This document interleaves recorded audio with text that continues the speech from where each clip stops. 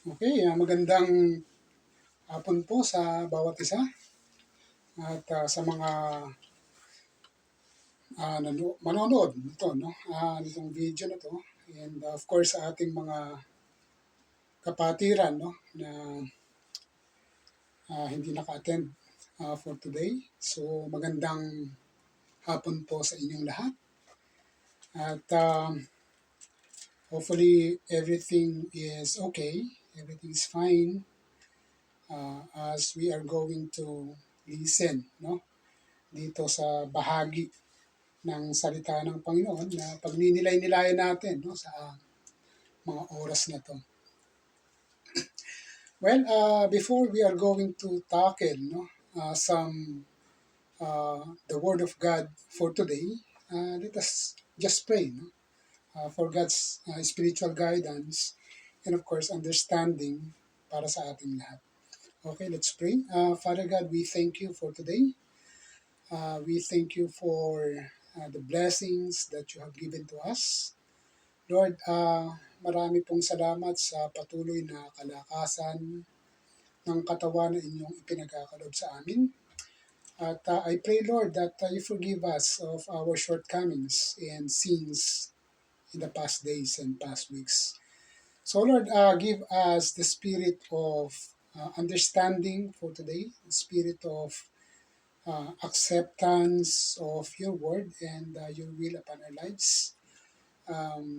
Bigyan mo rin po kami, Panginoon, ng iba yung pagpapakumbaba sa anuman nais mong sabihin para sa amin at aming maririnig, Panginoon, at nawa ito ay maging sandigan namin sa aming buhay bilang mga mananampalataya.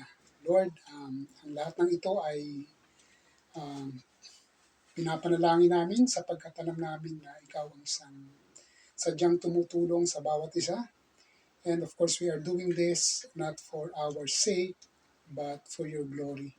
Lord, ikaw po ang siyang pumagitna sa gawain na ito at ikaw po ang siyang patuloy na pumatnubay sa bawat isa sa amin. Lord, as the Christendom o lahat po ng mga simbahan ng Kristyanismo sa buong mundo, praising you today, we are also one of them, praising you and glorifying your name. Sapagkat ikaw lamang ang Diyos na buhay, Diyos na patuloy na gumagabay, at Diyos na patuloy na tumitingin sa amin. Lord, maraming salamat po. At I pray for those kapatiran, Panginoon, na wala rito, na ba ay taglayin nila ang iyong presensya, ang iyong mayamang pagpapala, Panginoon, at nawa ay maintindihan nila na ang araw na ito ay araw para sa iyo, araw na kung saan kami ay naghahalubilo upang sa ganon magpalakasan sa pananampalataya sa bawat isa. Lord, pinupuri ka namin, Panginoon, and we lift your name on high. We praise you. In the name of Jesus, we pray. Amen. Well, sa oras na ito, no, tatalakayin natin yung temptations of Jesus. Actually, ito ay magiging serye ng pagtalakay patungkol doon sa tukso, no, na kinaharap ng Panginoong Hesus. So, kung susumahin natin yung temptations na na-encounter ng Panginoong Hesus nung siya ay nasa katawang lupa, no, sapagkat according to the Bible and according to the tradition, no, ang Panginoong Hesus ay Diyos na nagkatawang tao. So sa anyong lupa, siya ay nagkaroon ng mga tukso. Okay? At ito ay mababasa natin sa Mateo chapter 4. Okay? Mula versikulo 1 o verse 1 hanggang verse 11. So, tatlong temptations po yun, no, na na-encounter ng Panginoon. Well, sa unang tukso na kinarap ng Panginoon, at yun yung una sa mga serye na ating tatalakayin sa oras na ito, of course yung dalawa sa susunod na mga pagtalakay, no? Ang una nating tatalakayin ay patungkol doon sa unang tukso o temptation na na-encounter ng Panginoon. Okay? At yan ay matatagpuan sa chapter 4, verses 1 to 4 ng Panginoon. Okay? At ano ba yung konteksto nito? Okay? Nitong temptation na ito. Well, ang konteksto nito ay bago sumabak ang Panginoon sa ministeryo, no? Nung siya ay nabuhay dito bilang Panginoong Diyos na nagkatawang tao, siya ay nagkaroon muna, no, ng let's say sabihin natin spiritual practice, no, o ritual bago siya sumaba sa ministeryo, okay, na kanyang kinaharap. So ang Panginoon ay nagkaroon muna ng 40 days fasting. Okay? Sabing ganun sa Biblia, doon sa wilderness. Pag sinabi natin wilderness, ito yung usually lugar, no, na walang tao. Okay? Yung iba pag sinabing sa akin, no, kapag sinabing wilderness, ang unang pumapasok sa akin ay parang maladisyertong lugar, no? O sabihin natin halos maladisyerto, no? Na lugar na wala kang ma-encounter o na tao, okay? Kundi ikaw lang. So, ang konteksto nitong temptation na ito is ang Panginoong Diyos ay nagkaroon siya ng he gave himself to a 40 days fasting. Imagine mo 40 days fasting. Hindi natin masabi kung ito ba ay uh, full fasting from eating or full fasting from not taking anything, no, including liquid water, of course. Yun. But sabi ng iba, no, you can survive 3 days without taking anything, no. Let's say for example, bread o kaya sa atin, ang staple food natin sa ating bansa, sa Pilipinas, ay of course rice, no, o kanin. So doon sa Middle East, ang staple food nila, one of the staple foods that they eat, no, is bread, okay? Loaf bread. So, hindi naman nabanggit, no, kung ito ba ay full fasting, not taking anything, staple food, or including water. But of course, if we are going to believe, no, that human being cannot survive for 3 days without taking liquid or water, human being cannot survive, no, by doing that. So if that is the case, if that is the logic, then we can assume, no, or we could assume that Jesus Christ fasted for 40 days without eating or taking any food, no. But of course, we could assume as well that he would take, no, liquid or water, no, for that period of time.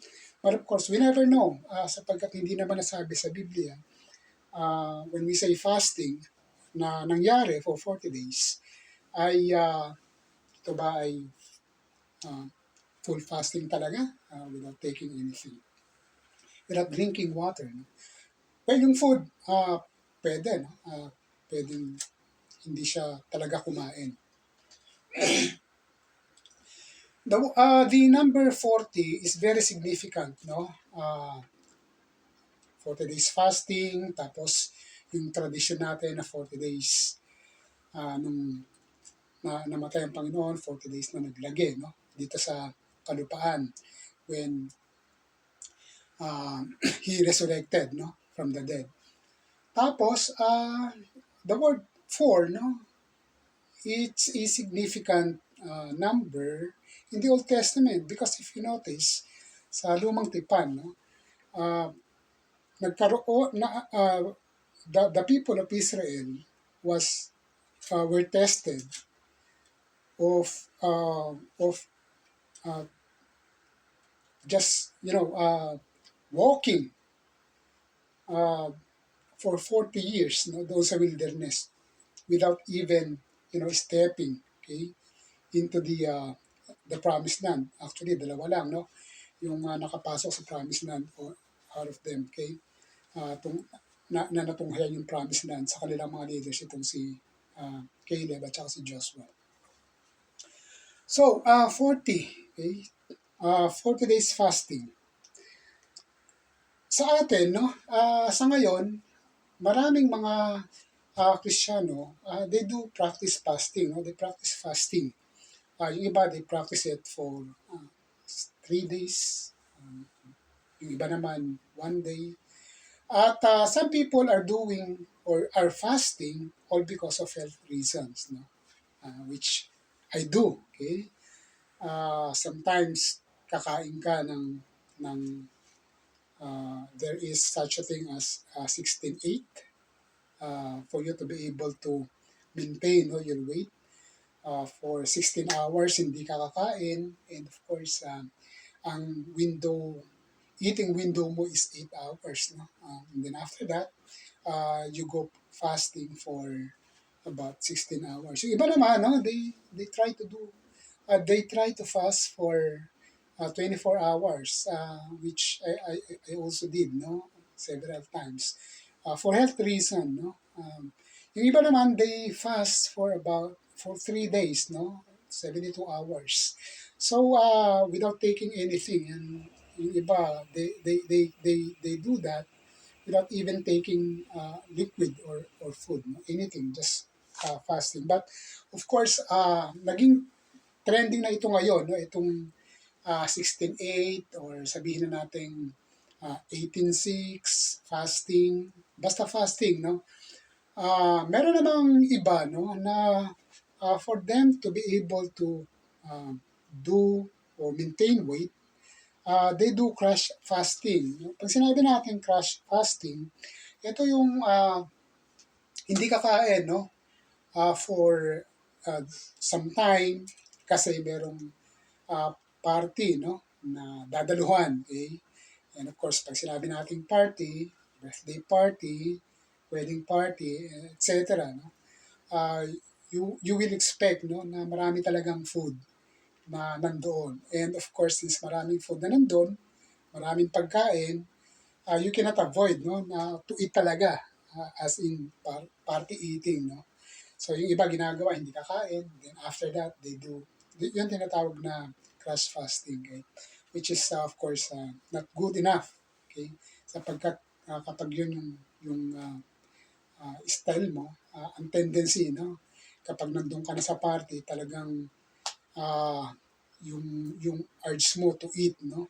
Talagang nag-uumapaw. So, ganun. So, balikan natin yung ating uh,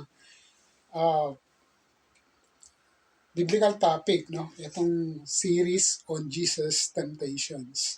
So, ang sabi rito sa Matthew 4:1-11, of course, 4:1-4, no? Nung ang Panginoon pagkatapos ng 40 days, siya ay magsisimula na, no, sa kanyang ministeryo bilang, of course, Panginoon, at magbabahagi ng message of forgiveness. Okay? At dito, nung siya ay naglalakad, which is, napanood naman natin yan sa Jesus film, no? Nung siya ay naglalakad, hindi natin alam, no, kung lugi na siya nun. Kasi imagine, 40 days, hindi kumain. Tayo nga minsan, 1 day lang hindi ka kumain, talaga naman, yung urge mo na kumain is gano'n na lang, no? Gano'n na lang katindi. How much more 40 days ito?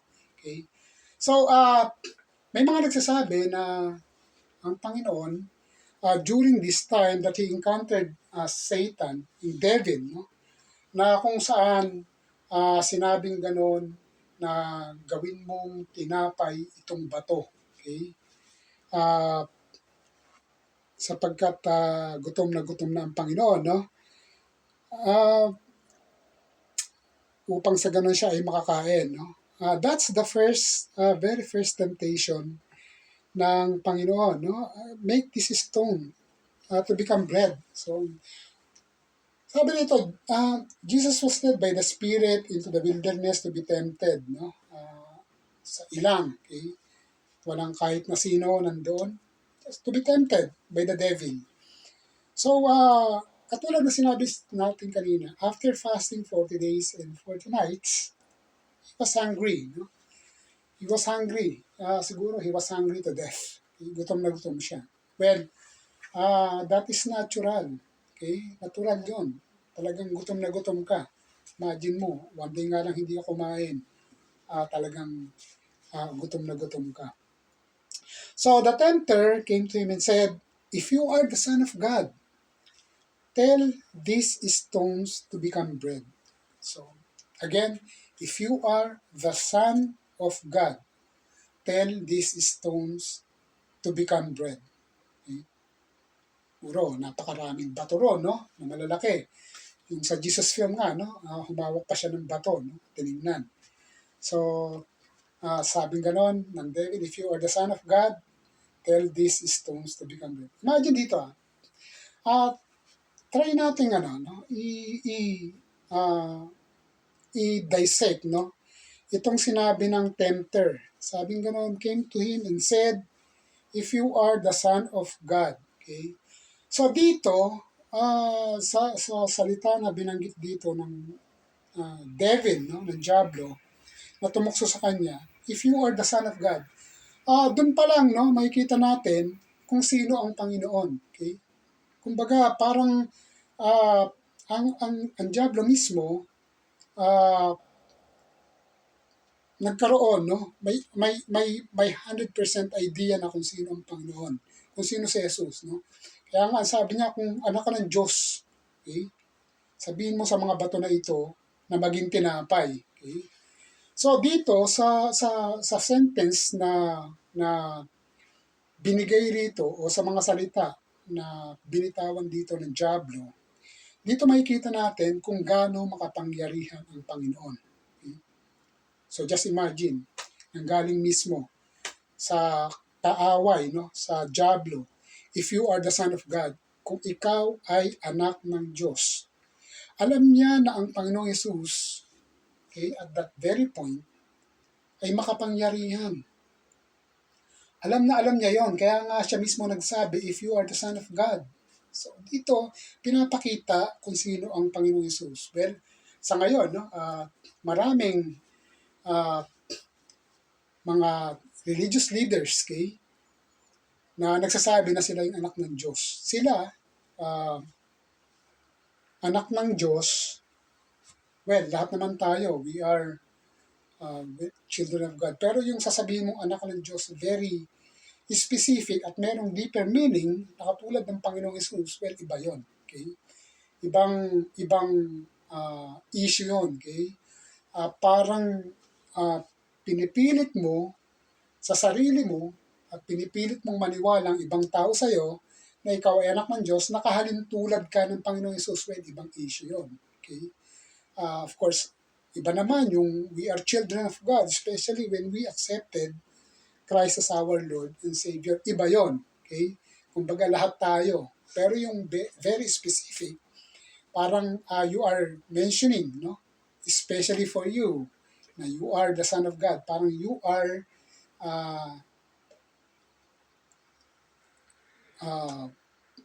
you just try to equal, no, yourself doon sa Panginoon, o you are just trying to tell the people that you are embodying, no, Christ Himself, na ikaw ang anak ng Diyos.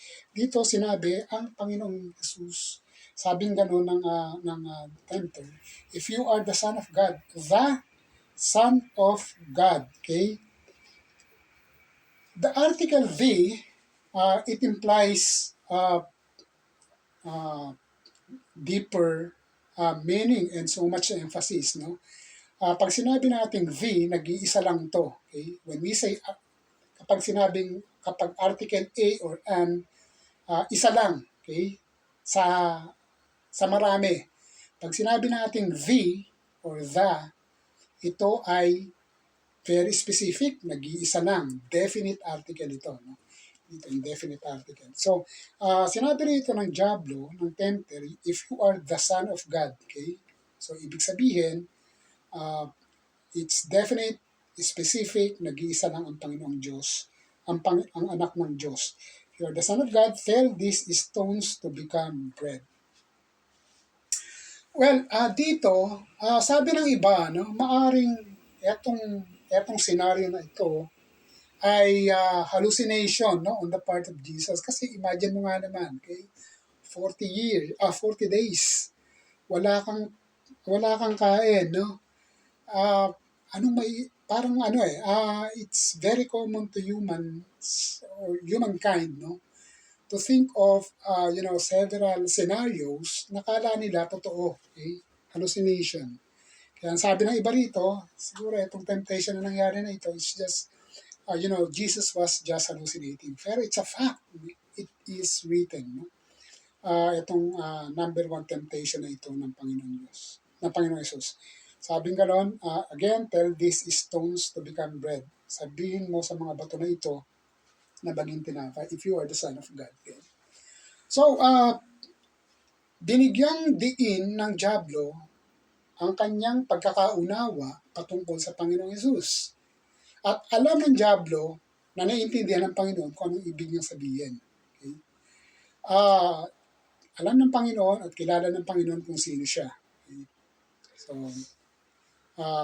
well, sa Panginoon yun. No? Tayo, bilang mga tao, kung minsan hindi natin kilala ang sarili natin. Okay? That's very unfortunate. No? Bakit kung minsan hindi natin kilala ang sarili natin? Hindi natin alam na ganito tayo, na ganun tayo. But then, ang Panginoon, kilala niya ang sarili niya. And of course, yun ay binigyan ng diin ng tempter o ng Diablo kung sino siya, kung sino ang Panginoon. So, ang sabing gano'n, makapangyarihan ka naman no? Kumbaga, paraphrase natin. Makapangyarihan ka, ikaw ang anak ng Diyos. Sabihin mo nga rito sa mga bato na ito na maging tinapay. And of course, kayang-kayang gawin ng Panginoon yun. Bakit hindi? Makapangyarihan nga siya nga ang anak ng Diyos. He can do that. Kaya nga sa ngayon, patuloy tayong we are praying, no? Of course, it's a practice ng kahit na namang anong relihiyon, no? Prayer is a practice, no? Hindi lang tradition yan. Kundi naka-inculcate na yan, no? Sa mga utak natin, sa mga puso natin, yung panalangin, okay? Minsan nga, kahit hindi mo sinasadya, bigla ka na lang nananalangin o nagpipray. Yung iba naman nagdadasal. Kahit na sa anong relihiyon, yung iba nga yung ibang relihiyon nga di ba? Doon pa mismo sa gitna ng kalye bigla na lang luluhod doon, no? At paulit-ulit na mananalangin hanggang sa may istorbo lahat ng tao. Prayer actually is a common or must be a common practice, no, ng lahat ng mga relihiyon, ng mga ng mga naniniwala, no, na merong special being, metaphysical being na tutugon, no, sa ating mga panalangin. Sabi rito, if you are the Son of God, let these stones to become bread. Okay? Tell these stones to become bread. Kayang-kayang gawin ng Panginoon yun. Kaya niyang gawin na kahit na hindi siya i-tempt, no, ng Diablo. Okay? Kaya niyang gawin ayon sa kapangyarihan na pinagkaloob sa kanya ng Diyos Ama. Okay? Sa kanyang pagkakatawang tao, nakaranas siya ng gutom after 40 days fasting at kayang-kaya niya yung mga nasa paligid niya na gawing staple food na kung saan na pwede niyang i-take, no, after 40 days fasting. Pero, imagine, kahit na kayang gawin ng Panginoon yan, hindi niya ginawa. Okay? Alam niya sa sarili niya kung sino siya. And of course, the devil assured him that he is the Son of God. Kaya nga sabi, if you are the Son of God, tell these stones to become bread. Kung makapangyarihan ka para praise, kasi anak ka ng Diyos, gawin mong tinapay yung mga bato na to. Okay? Pero sapagkat alam ng Panginoong Yesus, no, na ito ay paraan ng Diablo upang sa ganoon siya ay uh, to be outsmarted, no, by the devil, hindi niya ginawa yon. Okay? Kahit na nandun, no, yung kanyang pangailangan, gutom na gutom siya, hindi niya ginawa yon. Pagkos ito, yung pinaka-striking, no, words na binitawan ng Panginoon sa kanya. Ang sabing ganon, Jesus answered, no, sa verse 4, it is written, man shall not live on bread alone. Okay? Man shall not live on bread alone, but on every word that comes from the mouth of God. Okay? Nasusulat, okay? Man shall not live on bread alone, but on every word that comes from the mouth of God. Okay? Hindi sinabi rito na it is written, man doesn't live on bread alone. Kasi etong verse na to, actually, it is oftenly misquoted, no, o misunderstood or misunderstand by many Christians today. No? Minsan maririnig mo sa kanila, man does not live on bread alone. But hindi, no? The correct sentence that we have here is that man shall not live on bread alone. Okay? Hindi dapat, pag tinagalog natin, hindi dapat nabubuhay ang tao sa tinapay lamang. Okay? When we say tinapay, sa Greek word, ito ay artos. No? Of course, well, significantly, traditionally, it's an ancient word that pertains to, cake, loaf, okay, bread of loaf, a loaf bread, something like that. So, ordinary bread, no? Man shall not live. But of course, ngayon kasi nagkaroon na ng medyo spiritual na na significance, no? Itong pag sinabi natin bread, especially when we, when it pertains on the Word of God, no?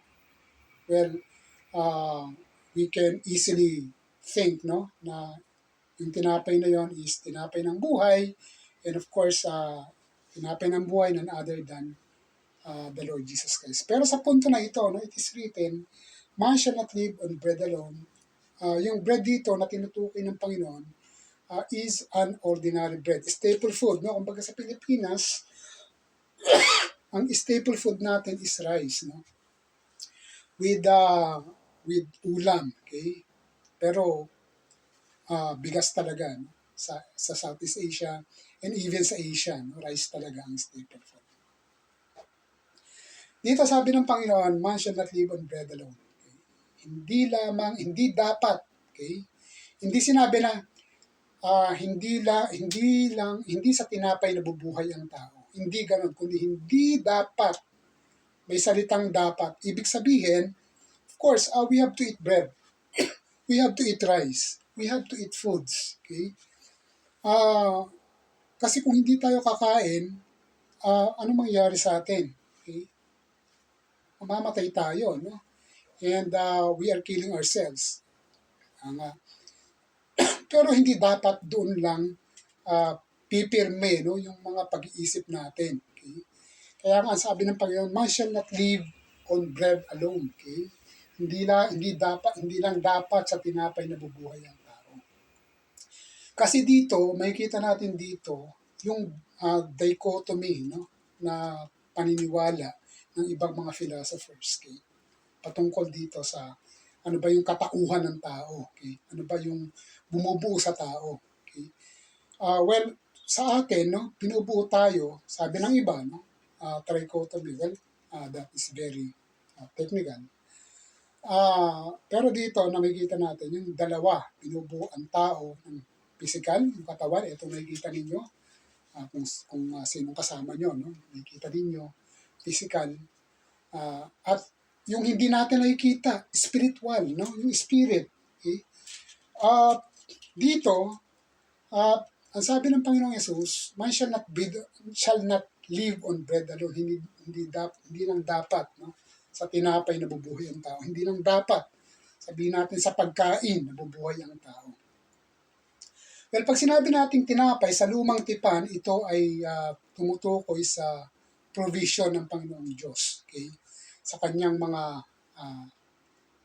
taong pinili. No? Of course, alam na natin kung sino yon, yung bayang Israel. But then, sa panahon natin ngayon, we still believe, no, that what we are getting, what we are taking, are all God's provisions. No? Kasi kung hindi na natin paniniwalaan yon, na ang lahat ng tinatamasa natin, lahat ng natatanggap natin, especially, no, kapag nanalangin tayo, and of course, God answered our prayers. Of course, that's God's provisions. No? Minsan nga, hindi pa tayo nananalangin. No? Nagpo-provide ng Panginoon according to sa mga pangangailangan natin. So dito, alam ng Panginoong Diyos na pangangailangan din natin o kailangan din natin kumain. Kaya nga, He mentioned the word bread, tinapay, bigas, pagkain, o kung ano pa, no, na napapanatili yung physical na katawan na makasurvive. No? Pero, ang sabi nga ng Panginoon, man shall not bread, hindi lang dapat, okay, sa tinapay nabubuhay ang tao. O dapat mabuhay ang tao. Sapagkat meron tayong espiritu, no, na dapat mabuhay din. Dapat mabuhay din, dapat lumago rin, dapat yumabong din na katulad ng puno. Okay? Kaya nga sabi niya, but on every word that comes from the mouth of God. But on every word that comes from the mouth of God. Ito bang physical na katawan natin, kapag hindi tayo kumain ng physical na pagkain, makakasurvive ba to? Of course, that's impossible. No? Hindi tayo makakasurvive. Kung tayo ay magiging pure spiritual lang, no, o radical, pure spiritual lang, abutin mo man yung 40 days, no, na hindi ka kakain. Then after that, hindi ka pa rin kakain. Anong mangyayari sa'yo? Okay? And you cannot fulfill, no, your responsibility, especially sa ating mga nagtatrabaho, kaya sa mga nagninegosyo, you cannot fulfill that. Okay? If you do not eat, okay, if you fast. If you are going to abstain, no, from any food, from any food that you are taking. Okay?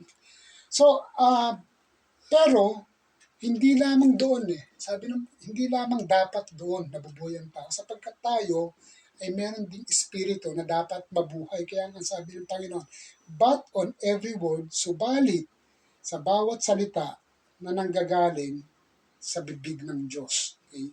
Ano ba yung kanyang mga salita? Well, yung revelation ng Panginoon, eto na, kumpleto na. No? Babasahin na lang natin. Okay? Yung mga salita niya na kung saan makakapagpalakas sa atin. Kung ang tinapay, kung ang pagkain na ating tinitake, rice, kung ano-ano pa, nakakapagpalakas sa ating pisikal na katawan. Ang salita naman ng Panginoon Diyos, ang counterpart niyan, yan naman ang nakakapagpalakas sa ating buhay spiritual. Okay? Kumbaga, kung kumakain tayo ng physical na pagkain to sustain, no, our body's health, of course, meron din dapat na spiritual na pagkain na dapat masustain ang ating spirituality. So, sapagkat kung yan ay hindi na natin mapapakain, kung hindi natin papakainin yung physical na katawan natin, yung mga pagkain, staple foods, etc., kung anong kinakain natin, kung anong diet natin, manghihina at hindi tayo tatagal dito sa mundo. Same thing, mga kapatid, no? Kung hindi natin papakainin ang ating mga espiritu, na sabi nga sa lumang tipan, yan ay hininga ng Diyos. Pinagkaloob sa atin buhay. Kung hindi natin papakainin yan, no, ng mga salita ng Panginoong Diyos, yan ay patuloy na manghihina at mangyayari, no, mawawalay tayo, okay, doon sa pinaka-goal o purpose natin bilang mga nilalang o mga anak ng Diyos. Okay?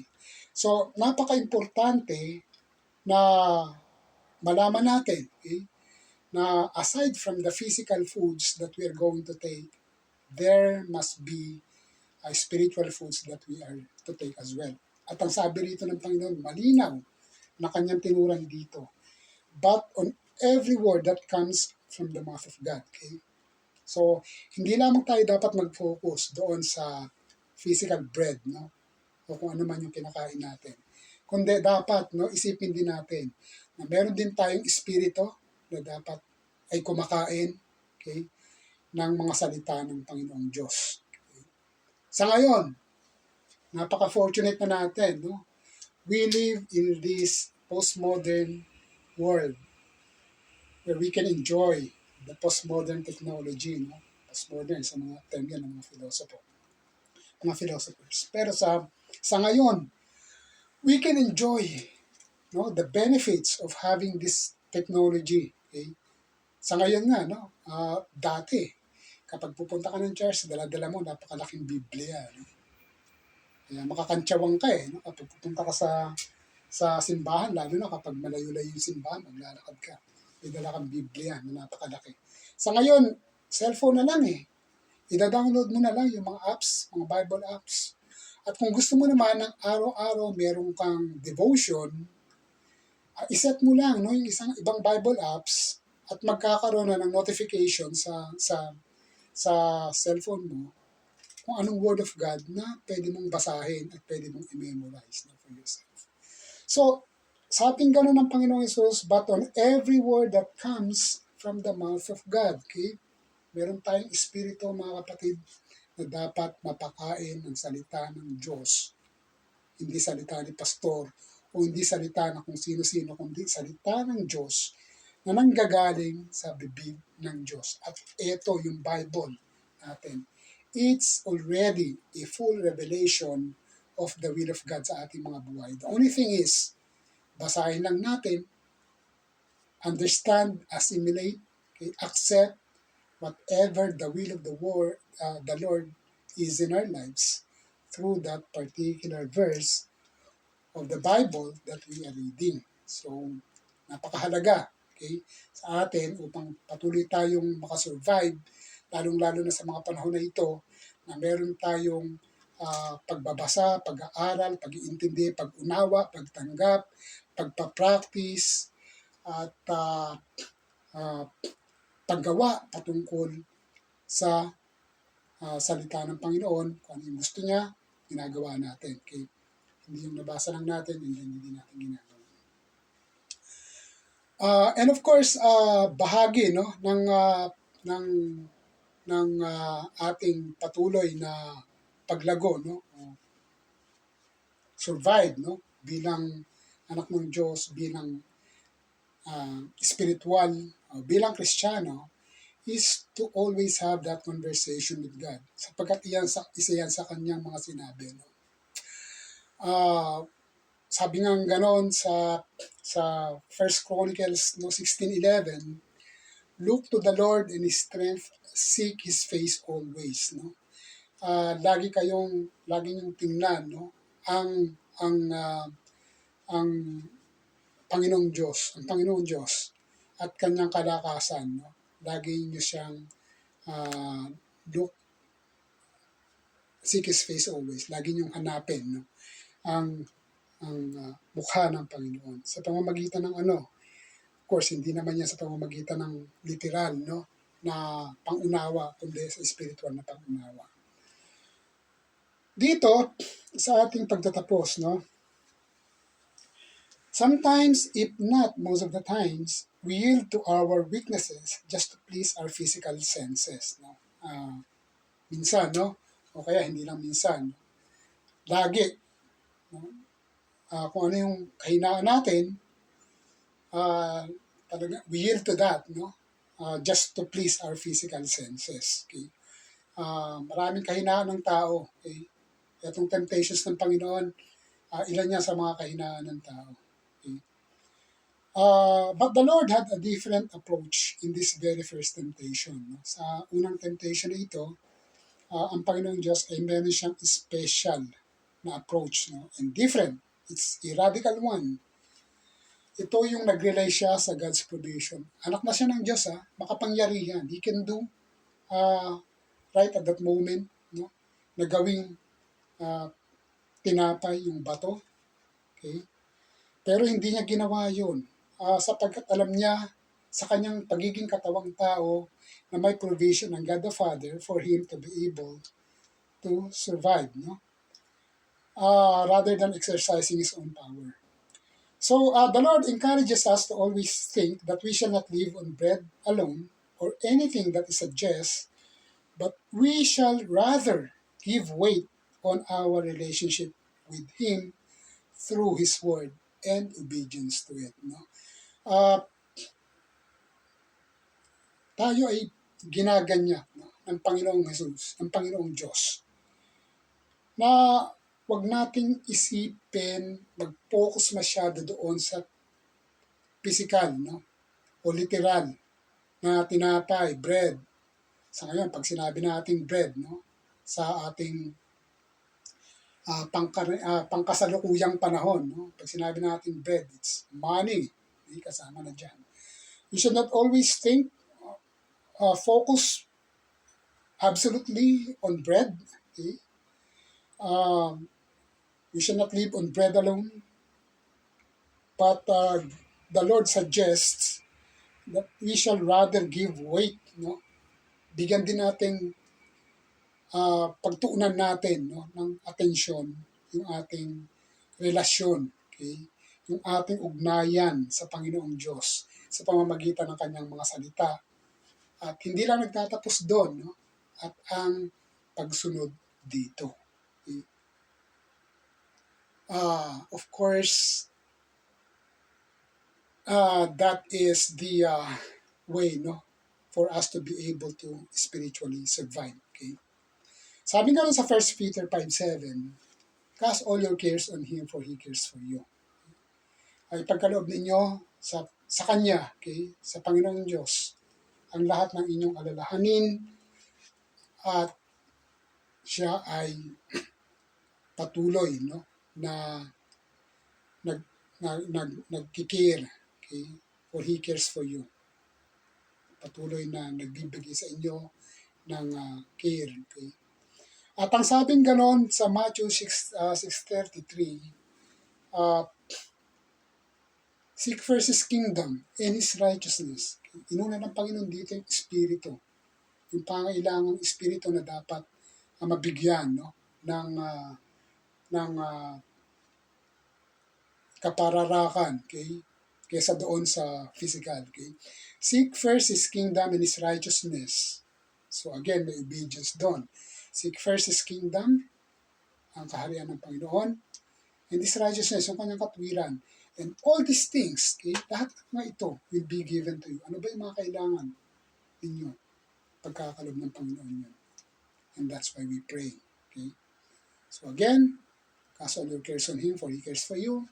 Seek first His kingdom and His righteousness, and all these things will be given to you. Okay, tayo pong lahat ay manalangin. Lord, we thank you for your words of wisdom. Maraming salamat, Panginoon, for us to be able to understand, okay, na itong temptation ng Panginoon ay hindi nangyari upang sa ganon ay makita namin kung gaano siya katatag. Ito ay nangyari, Panginoon, upang sa ganon bigyang patunay ng Panginoon na ang pangailangang espiritual ay mas mahalaga na dapat matugunan at upang sa ganon kami ay patuloy na makasurvive bilang iyong mga anak. Lord, maraming salamat po sa mga salita na ito at truly your goodness is always before us. Lord, thank you so much. I pray for each one. Bless each one, O Lord. In Jesus' name we pray. Amen.